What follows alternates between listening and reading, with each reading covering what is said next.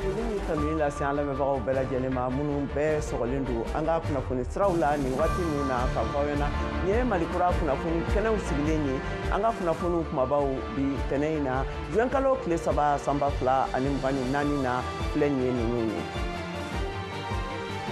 A ka ca ni kalanden ba 300 ye minnu ye defu ɲɔgɔndanw daminɛ bi ntɛnɛn sɔgɔmada in na Mali jamana kɔnɔna na. Mariam Kuyate Biwa Bambara ka lasirikɛla bɛna an ladɔnniya a kan.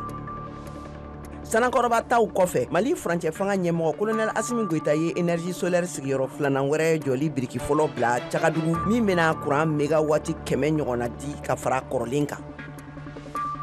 Rusila kɔkanko kotigi Sergei Lavrov ye taama kura tun bɔ farafina jamanaw kan min daminɛna bi ntɛnɛn sɔgɔmada in na laginɛkaw fɛ yen nɔ. Joe Biden denkɛ Hunter Biden ka kiirikɛnɛ sigira bi ntɛnɛn na furuba kiiriso fɛ ka kɛɲɛ ni a ka maramafɛnw feereli yamaruyabaliyaw ye ka da a tɔgɔ yɛrɛ bɛ yuruguyurugu ko caman na. Hunter Biden kɛlen bɛ républicains a facɛ fadenw ka lagosilifɛn ye ka don a facɛ la kɛrɛnkɛrɛnnenya la Donald Trump min bɛ a jate Joe Biden ka kojugu dugubagaw ye. Afrique du Sud fangatigiw ANC minnu bɛ fanga la nin ye a san 30 ye fanga dɔgɔyara wasabulon kalata tɛmɛnenw senfɛ. Nelson Mandela ka politikikulu ye sigiyɔrɔ 159 dɔrɔn de sɔrɔ 400 kan ka kɛɲɛ ni karidon kalata jaabiw labilalenw ye u ka kalatasoba fɛ. An ka foli ni an ka tanuni bɛ halisa an lamɛnbagaw ye k'a fɔ y'aw bisimila an ka kɛnɛ kan. Burkina kɛlɛɲɛbolila Bayirika caman bɛ kan ka boli ka don Koro Mali la. Tijani Wedrago Vewa Bambara ka laselilikɛla Koro bɛ kuma a kan a ye ɲininkali sɛmɛ a dɔw la an ka u ka kumakanw lamɛn.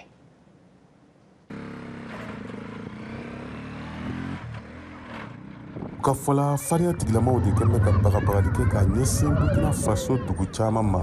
Dangarwalew ɲɛsinnen kama maa caman wulilen nin waati in na ni k'u kunda Koro Mali la. An filɛ nin ye Barugu ale ni Koro cɛ yan nɔ siraba min n'an b'a wele ko RN15 maa caman bɛ ka nin matarafa de walasa u bɛ se ka Koro lasɔrɔ cogo min na. Aminata Jallo filɛ nin ye Kiri. An bɛ ka taa Koro wa maa caman bɛ anw kɔfɛ u sen na ani wotorow la.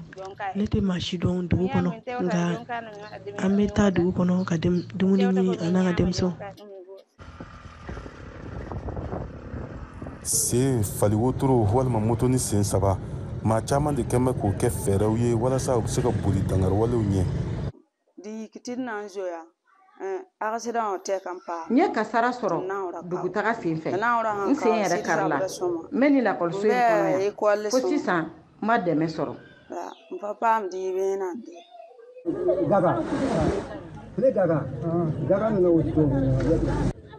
Nin maa kuma dogolen jama caya kama a kɛmɛ ka taa wolo ni degun dɔ ye Koro n'a nɔkandugu la mun yɛrɛ bɛ tali kɛ siyɔrɔko ye.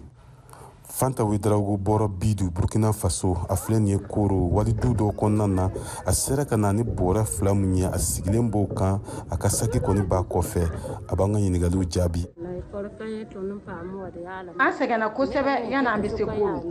Mɔgɔ caman wɛrɛw bɛ sira fɛ ka na Koro. An ka sɔngɔw bɛ tora an kɔ yen. Maa kun fɔlɔ minnu nana i n'a fɔ Sarata musolaka caman de bɛ u la minnu kɛn bɛ dutigiw ye n'u bɛ baara dɔw kɛ walasa denmisɛnninw bɛ se ka balo cogo min na. Yan ne kɔni bɛ fini ko wa me ɲɔ filɛ ni susu min yɛrɛ b'a to n bɛ se ka n ka denmisɛnninw yɛrɛ la balo cogo min na. Maa kuma dogolen fɛn fɛn bɛ bɔ Burkina Faso dangarwalew ɲɛsiranyaw kama ka na don Koro yan nɔ u bɛɛ lajɛlen kɔni bɛ ɲɔgɔn sɔrɔ ni centre in la i n'a fɔ aw yɛrɛ ɲɛ b'a la cogo min na wa musolakaw ni denmisɛnninw de ka ca u la kosɛbɛ. Cakɛda min kɔni sigilen bɛ Koro yan nɔ n'an b'a wele ko CNCR u y'a yira k'a fɔ ko a bɛ maa ba 20 bɔɲɔgɔnko bɔ kalo 3 tɛmɛnen minnu kɔni bɔra u ka sigidaw la Burkina Faso dangarwalew ɲɛsiranya kama ka na sigi Koro yan nɔ. Samiya dun bɛ ka se gɛlɛyaw bɛna mun yɛrɛ kɔni bɛ tali kɛ soko ale ni siyɔrɔkow la. Tijani Wedrago Vewa Bambara tɔgɔ la ka bɔ Koro. Nin tɛmɛnen kɔfɛ farafina jamana 9 kɛrɛnkɛrɛnnenya la Burkina, Mali ani Niger olu bɛ minnu jatew kɔnɔna na duniya gun kan a yirala k'a fɔ ko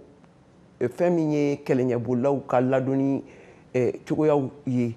o gɛlɛyaba bɛ o jamana ninnu kɔnɔ o kɛlɛɲɛbolila ninnu kan an bɛ waati min na i ko bi conseil norvégien pour les réfugiés ale ka laselikanw na Mariam Traoré b'a ɲɛfɔ an ye an k'a lamɛn. Nin baɲumankɛtɔn in bɛ bataki labila san o san min bɛ tali kɛ taabolo 3 kan. A fɔlɔ o bɛ tali kɛ Dunuya Jamakuluba communauté internationale u ka politique kow kun kan ka fara kunnafonidi laseli taabolo kan fo ka se u ka baɲumankɛtɔn ka nafolo bɔyɔrɔ kan. I n'a fɔ san 2022 waati Burkina Faso jamana tun kelen don jamana fɔlɔ ye min tun jatira i n'a fɔ a ye taabolo bɛɛ lajɛlen dan min bɛ tali kɛ kɛlɛɲɛbolaw ka hakɛw kan n'o bɛ se mɔgɔ 777 ɲɔgɔn ma ko minnu bɛɛ lajɛlen ni dɛmɛ tun ka kan i n'a fɔ ni baɲumankɛtɔn y'a lase cogo min. Kunnafonidiw nasira taabolo ko camanba de bɔra u la k'a sabu kɛ yɔrɔw la sɔrɔli ko gɛlɛyaw ye kunnafoni sɛnsɛnnaw bolo ani ka fara baɲumankɛtɔnkuluw kan tuma min na u ka nafoloko siraw labilalen don baɲumankɛ dɛmɛ fan fɛ n'o hakɛ tun sera 100-177 ɲɔgɔn ma i n'a fɔ baɲumankɛtɔn in ka kunnafonidi sen fɛ a y'a lase cogo min. U y'a yira ko gɛlɛyaba de donnen don Sahel marabolo kɔnɔnaw la kabiri finitigiw ye fanga ta a jamanaw kan fanga dafiri sen fɛ n'o kɛra sababu ye ka nansarala tɔnkulubaw n'o bɛ wele ko partenaires occidentaux olu ka baaraw dɔw ɲɔngiri. Burkina Faso kɔfɛ Mali n'o tun bɛ jɔyɔrɔ 4nan na nana jɔyɔrɔ 7nan na san 2022 waati min kɛra sababu ye k'a bila Niger jamana ɲɛ. Niger jamana fɛnɛ lakodɔnnen kɔfɛ ka don nin kulu in kɔnɔ. Farafina camancɛyanfan jamanaw olu fɛnɛ camanba de bɛ gɛlɛyaw kɔnɔ i n'a fɔ Norvège ka kulu min n'a bɛ wele ko conseil norvégien min sigilen don kɛlɛɲɛbolaw ka hakɛw kunna y'a lase ko Cameroun jamana ye jɔyɔrɔ 2nan sɔrɔ nin kulu in na ka se kulu 8nan ma san 2022. A ka ca ni mɔgɔ 1,1 ni tɔrɔmɔɲɔ 1 ye minnu ye kɛlɛɲɛbolaw ye ani ka fara mɔgɔ 1,000,000 kilancɛ wɛrɛ kan minnu bɛɛ lajɛlen bɛ dancɛw la k'olu bɛɛ lajɛlen bɛ gɛlɛyaw kɔnɔ nin waati laban ninnu na. Fɛn min ye Congo RDC a ka ca ni mɔgɔ 25,000 ɲɔgɔn ye kɛlɛɲɛbolaw la ko dɔ de bɛ ka fara o fɛnɛ hakɛ kan min kɛra sababu ye ka Congo RDC bila jɔyɔrɔ 2nan na san 2022 waati. Sudan woroduguyanfan o bɛ jɔyɔrɔ 7nan na Centrafrique jɔyɔrɔ 8nan Chad jɔyɔrɔ 9nan ninnu fɛnɛ bɛɛ lajɛlen jatira nin gafe in kɔnɔ ka sɔrɔ olu tun tɔgɔ tɛ san 2022 gafe la. Kada Maître Guy Hervé Kama ne ale ye soronnadonnikɛla ye ne a minɛna kabini janvier kalo tile 24 wagati la san 2024 kuma la jɛɲɔgɔnw ka wulikajɔ kan Burkina sɔrɔdasiw ka kiiriso ale ye kunnafoni sɛnsɛn kɛnɛ sigi yaasa ka ɲɛfɔli kɛ a ka ɲangili taabolow kan an ka Kader Traoré n'ale ye VOA Banbara ka kunnafoni dila ye ka bɔ Wagadugu ka kumakanw lamɛn a kan. Nous créons ka ɲɛsin lafasalikɛla Guy Hervé Kam ka nɔminɛli la kabiri janvier kalo tile 24 tɛmɛni ka bɔ fanga ɲɛmaw fɛ minnu y'a yira ko ale da bɛ yuruguyurugu ko dɔ ra ka se ka fulancɛ fanga ben. Guy Hervé Kam bɔɲɔgɔnko lafasalikɛla tɔw olu ye wulikajɔ kɛ k'u ka nusangoya yira fɔ ko min bɛ kɛra o dangani tɛ kiiri sira kan nin jagoya nɔminɛli na ani nin jalakila gwansan ninnu na. Gawusu Fofana ye lafasalikɛla ye ale ye ɲɛfɔli kɛ anw ye. An ye taama kɛ pour que ka faamuli kama minɛna. A kan ka min faamu c'est pas parce que avocat lo an wulila ka ko in ta ka kan yɛrɛ ta ale kelen ma minɛ fasoden caman minɛna bi ko in daminɛna kɛlɛ min kɛra olu kama sira nin ka ɲi sira ka ɲi ka bato ale sira nin ma taama o le ye an ka kɛlɛ fɔlɔ jalaki yɛrɛ sira k'a kan fɔlɔ puisque sira dɔ bɛ an m'ale taama fɔlɔ n'an ma sira nin taama est ce que a bɛ se ka mɔgɔ jalaki ko nin baara. Yaasa ka se ka faamuyali kɛ mun jalakiw yɛrɛ de la no Guy Hervé Kam kan finitigiw ka kiiritigɛso procureur militaire ye kunnafonidilaw kunbɛn ka ɲɛfɔli kɛ o ye an ka capitaine Ahmed Suntara Fernand lamɛn. Ka ɲɛsin Guy Hervé Kam yɛrɛ ka jala kan min bɛ se k'a fɔ ko baarakaman kɛ ka kɛ ale ka kiiritigɛ la ka taa sɛbɛn min bɛ avocatw ka sariya kan a tugɛ ka danga an ka sɛbɛn dɔ bila ka taa chambre d'instruction na ka bɔ procureur du faso fan fɛ o b'a yira ko olu bɛ se ka Guy Hervé Kam minɛ k'a ɲininka ani o kɔfɛ ka se k'a nɔ minɛ. O bɛɛ tɛmɛnen kɔ mai kalo tile 28 tɛmɛnen sɛbɛn dɔ bɔra k'a yira ko Guy Hervé Kam ka se ka nɔ minɛ ka taa ni ale ye kasobon na. Hakilinajigira tribunal militaire y'a yira a ka conférence de presse min kɛra jumalon tɛmɛnen ko Guy Hervé Kam ni maa gwansanw ni finitigi dɔw wɛrɛ tun bɛ fɛ ka fulancɛ fanga ben san 2023 tɛmɛnen. Komi dossier bɛ instruction na an tɛ se ka prononcer ale kan fɔlɔ pour le moment parce que an t'a lɔn jalaki min kɔni an kɔni fɛ bon sa a jɔni bɛ a ma jɔ an tɛ se k'a lɔn mais an kɔni fɛ vraiment foyi tɛ fɔlɔ pour le moment foyi den kelen tɛ dossier kɔnɔ. Tribunal militaire kɔni ko ɲani dɔɔni olu bɛna kiiri tigɛ ka se ka Guy Hervé Kam ni a jalaki ni tɔɲɔgɔnw ka dossier yɛlɛ ka se k'a fɔ min nɔ bɛ nin yuruguyurugu ko ninnu na. Kabiri sɔgɔmada in na faso ka lafasalikɛlaw olu bɛ ɲɔgɔn yira yaasa ka se ka o kan kɛ kelen ye k'a lɔn olu ka ɲi ka fɛn minnu fara ɲɔgɔn kan yaasa olu bɔ ɲɔgɔn ko Guy Hervé Kam kɔni ale ka se ka labila. Nin tun ye Kadaye Traoré kumakan ye ka bɔ Wagadugu, Burkina Faso. Nin tɛmɛnen kɔfɛ sisan yirala k'a fɔ fɛn min ye Rusila kɔkanko kotigi Sergei Lavrov ye ale ye taama kuraw kurubon karili daminɛ farafinna jamanaw kan min daminɛna ni laginɛkaw ka yɔrɔ ye bi sɔgɔmada in na. Mohamed Toure bɛ ɲɛfɔli kɛ a la an ka lamɛn. Nin ye Rusi jamana ka cidenyaso ɲɛmɔgɔ ka taama fɔlɔ ye jamana nin na kabini san 2013 ka kɛ ni Rusila jamana ka cidenyaso bɔlɔlɔ sira fɛ. Sufɛ ka taa karidon na ka na se tɛnɛndon ma Rusi jamana ka cidenyaso ɲɛmɔgɔba o bisimila Conakry pankuru jiginyɔrɔ la a tɔɲɔgɔn Laginɛ Murisada Kuyate fɛ. Rusi jamana ka cidenyaso ɲɛmɔgɔ bɛna ɲɔgɔn ye tɛnɛndon i sɔrɔsi fanga ɲɛma fɛ min ye jamana nin ka fanga ɲɛmɔgɔya minɛ fanga dafirili dɔ kɔfɛ san 2021. General Mamadi Doumbia Guinée jamana kɔkan minisiriso y'o jira. Agence TAS Rusila baarakɛda ka fɔ la Lavrov kan ka politiki ɲɛmɔgɔw kunbɛn ka bɔ ni farafina tilebiyanfan kɔgɔjidala jamana nin na min falen bɛ nafolo sɔrɔlen na o ye ni farafina taama taabolo fɔlɔ dɔ ye. Jamana baarada m'a jira ko nin taama nin taabolo dɔ bɛna kɛ mun ye. Afrise Russe n'o b'a yɛrɛ jira ko Rusila kunnafonidilaw ka tɔnba min bɛ ko kelenw kan farafina gun kan o ka fɔ la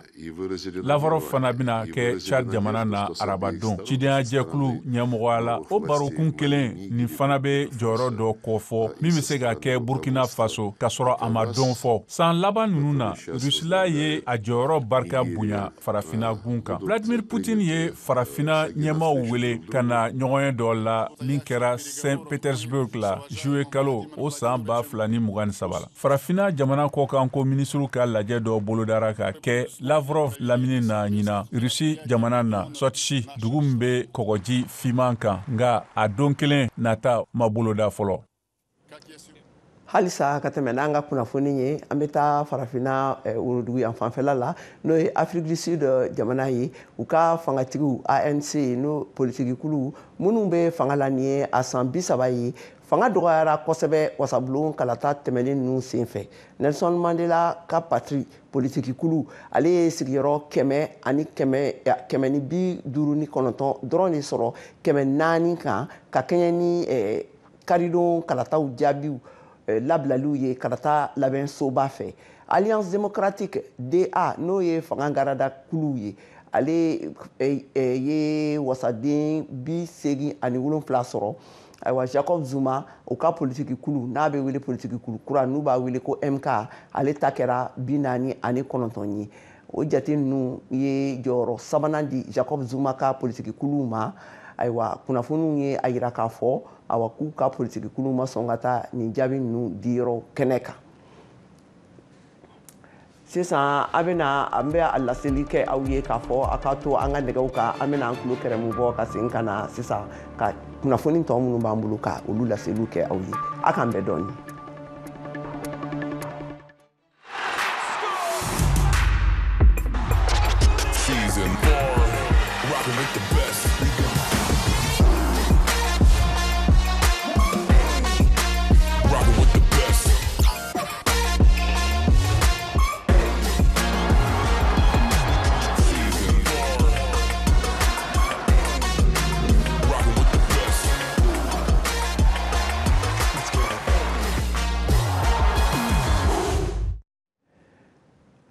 Ni y'an seginne ka na an ka studio 57 kɔnɔna la ka tɛmɛ n'an ka kunnafoni tɔw ye. Kalanden 350 de bɛ kan ka taa DEF ɲɔgɔndan kɛ bi ɲinan san kɔnɔna na Mali jamana kan. A baara ninnu dabɔra bi ntɛnɛn sɔgɔmada la. Awa u carilen don fɛnɛ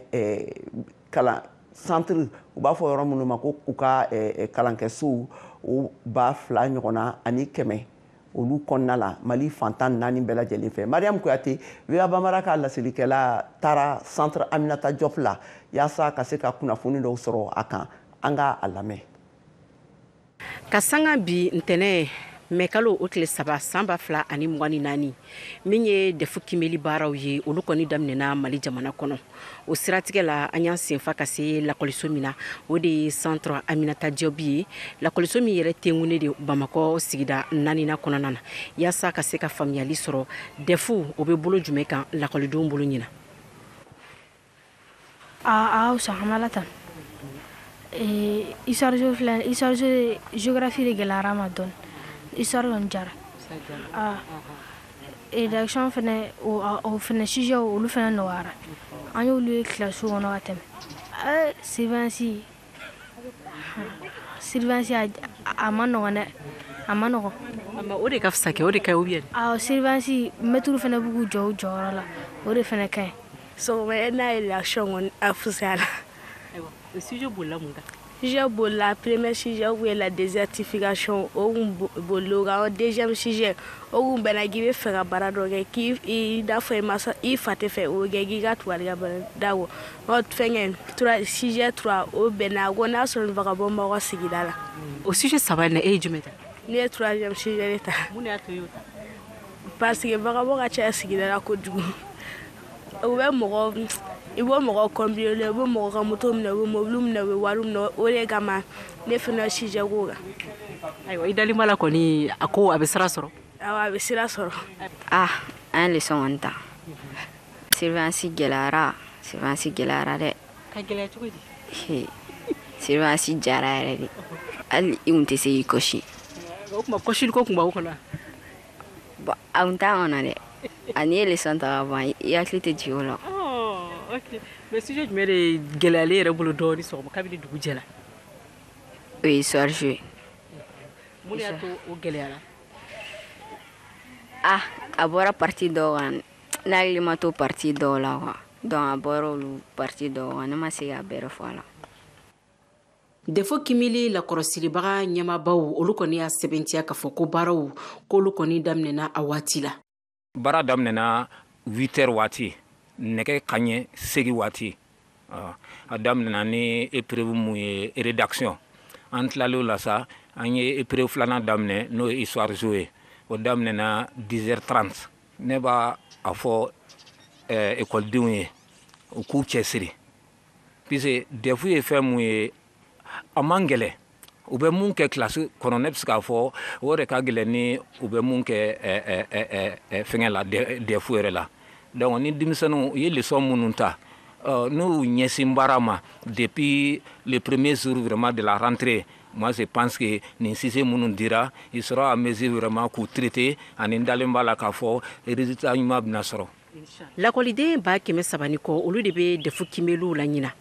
an ka jateminɛw yɛrɛ senfɛ lakɔliso damadɔ kɔnɔna na an ma gɛlɛya kɔni ye baaraw yɛrɛ taabolo la sabula min ye lakɔlisikɛlaw ye fo ka taa se lakanatigilamaaw ma ninnu bɛɛ lajɛlen kɔni b'u ka baaraw la defo kinbeliw olu bɛna kuncɛ araba nata juin kalo o tile 5 san 2024 Mariam Kuyate ka laselikan don ka bɔ Bamako VOA Bambara tɔgɔ la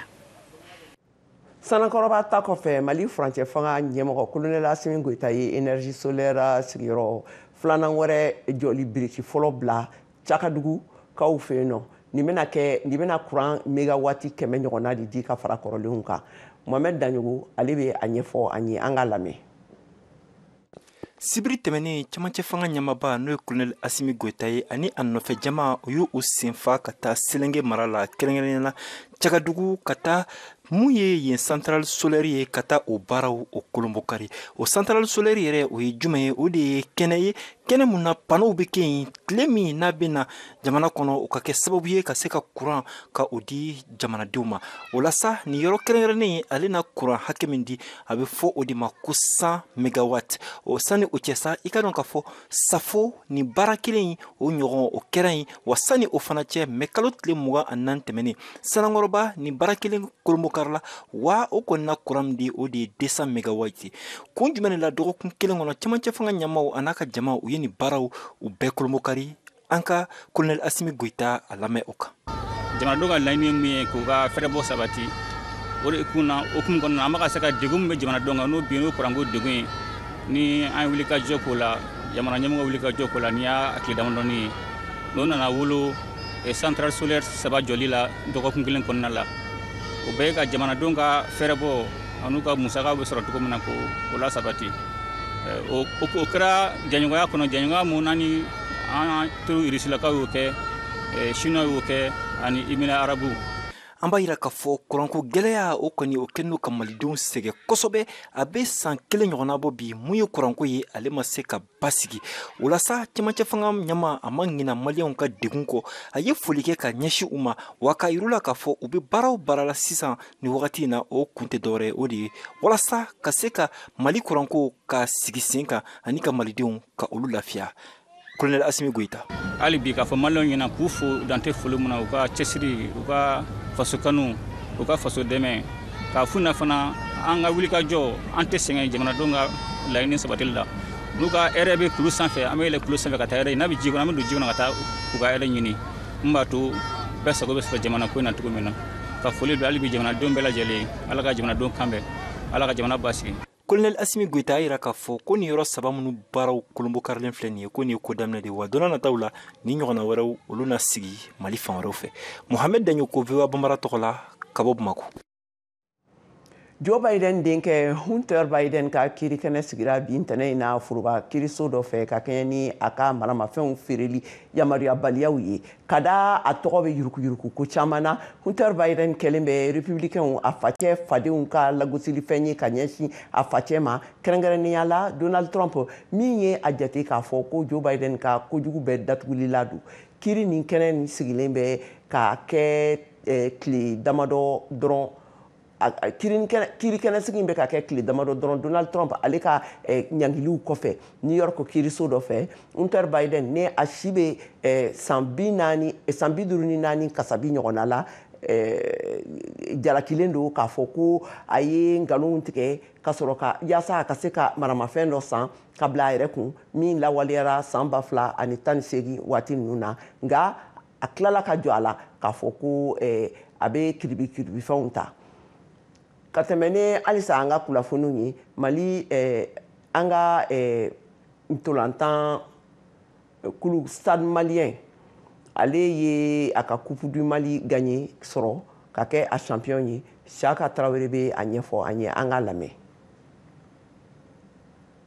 Serantolantan bunagun kan Stade Malien de Bamako de ye ɲina san 2024 Coupe du Mali jɔnjɔn ta ka bɔ AFE Afrique Football Elite ɲɛkɔrɔ kanakolo kɛra AFE ta ye cilo 4 stade y'o sɔrɔ a ɲɔgɔndan tana sibiri tɛmɛnen juin kalo tile fɔlɔ san 2024 na Stade Mamadou Konaté la Bamako Mamadou Kane Mourle stade degeli karamɔgɔ. Coupe bontan de denmisɛnnin bontan coupe mondial bontan makɔrɔba bontan c'est ça qui a fait la différence et on a montré que c'est pas pour les jeunes c'est pour les seniors. Min yana kɛrɛnkɛrɛnya jouer pour gagner c'est tout. On suit pour gagner et on a gagné. Je dirais que c'est super bien salé autour de nous. On t'a une idée. On y a un peu bi. Abana on est pas regardé aller.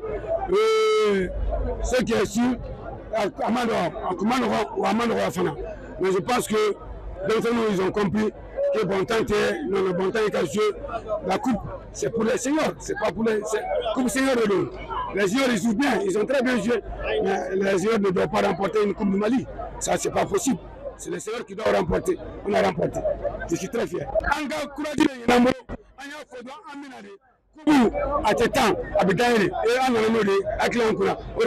Stade Malien de Bamako Jokolochiba Ngolo Traoré Kafola olu ye degeli karamɔgɔ ka kumakanw de labato. N'i y'a mɛn jɔnni kunna diya ko sago ɲuman an b'ala fo ka barika hali bi ala ka kɔtaw yan a ka sago ɲuman d'an ma cogo min na nka nin ye balontan nin a balontan kun ka gɛlɛn i n'a fɔ a yɛrɛ bɛ b'a kalama cogo min na mais an cɛ ni kɔnsi min ala y'a kɛ ala ye kɔnsi ɲ'an bolo an bɛ ala fo ka barika o la o tile majɛ kɛra kɔci ye fɛn min f'an ye k'an k'o kɛ a ca ala fɛ an y'o de kɛ o de y'a to an sera ka sɛbɛn sɔrɔ nin cogo in na cogo min na an bɛɛ de kelen parce que dɔw b'an na olu kan ka taa an bɛ k'a f'u ɲɛna an fana bɛ nin kurun ta k'a d'u ma i n'a fɔ Frank ni Berba olu y'a sen ka ban alhamdulilayi an ko an b'a fana bɛ fɛn bɛɛ kɛ pour que ka se ka ta d'u ma cogo min na ala y'a kɛ ala y'a nɔgɔya an bɛ ala fo ka barika o la. AFE degeli karamɔgɔ Seku Sek Bako y'a yira ko Sengola tun ye stade ta ye sibiri tɛmɛnen olu bɛna baaraw kurakuraya ka ɲɔgɔndan wɛrɛw makɔnɔ. Je pense que bi balontan kɛra balontan gɛlɛnman il faut le reconnaître